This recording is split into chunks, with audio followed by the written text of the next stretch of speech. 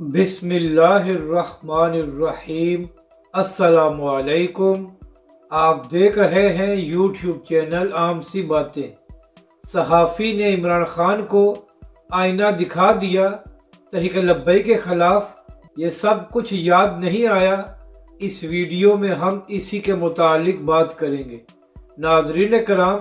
چند دن پہلے عمران خان صاحب نے ایک انٹرویو دیا تھا اینکر عمران ریاض کو، تو اس میں خان صاحب فرما رہے تھے کہ جس طرح 25 مئی کو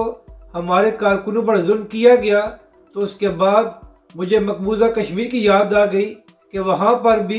بھارتی فوج اسی طرح کشمیر پر ظلم کرتی ہے جس طرح 25 مئی کو میرے کارکنوں پر کیا گیا۔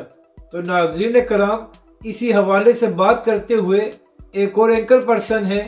سید علی حیدر، تو انہوں نے اپنے ویلاگ میں کہا کہ عمران خان صاحب، آپ کے کارکنوں پر تو صرف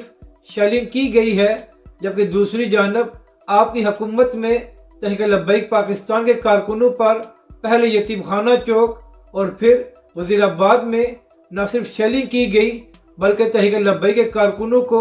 شہید بھی کیا گیا۔ سید علی حیدر نے کہا کہ عمران خان صاحب، اگر 25 مئی کو آپ کو مقبوضہ کشمیر کی یاد آ گئی تھی، تو جب آپ کی حکومت میں تحریک لبیک کے کارکنوں کے خلاف اس سے بڑھ کر ظلم ہو رہا تھا، تو اس وقت آپ کو مقبوضہ کشمیر کی یاد کیوں نہیں آئی؟ اس کے بعد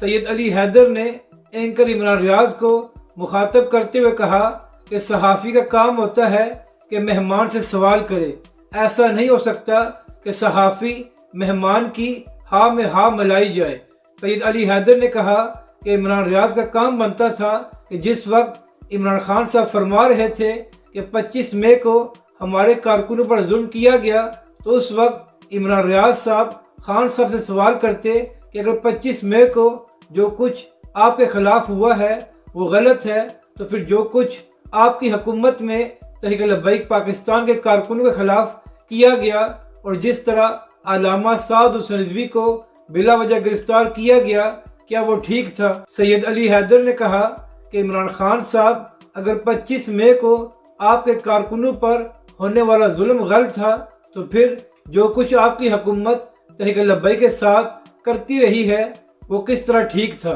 کیا تحریک لبیک کے کارکن پاکستانی نہیں تھے، یا کیا ان کی جانیں اتنی اہم نہیں تھی جتنی آپ کے کارکنوں کی ہیں؟ اپنی رائے کا ضرور اظہار کریں کہ آپ کو یہ ویڈیو کیسی لگی، اور ہمارے اس چینل کو بھی سبسکرائب کریں۔